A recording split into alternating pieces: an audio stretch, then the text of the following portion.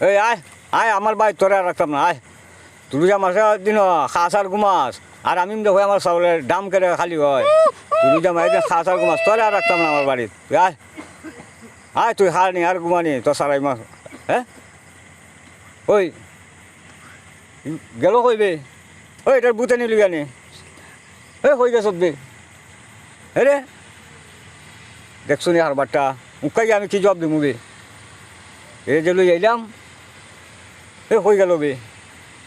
মাইয়া মানুষ একটা বেজালের জিনিস রে বা নাওই হচ্ছে না বিয়া হতাম না কইটা বললাম একটা বেজালো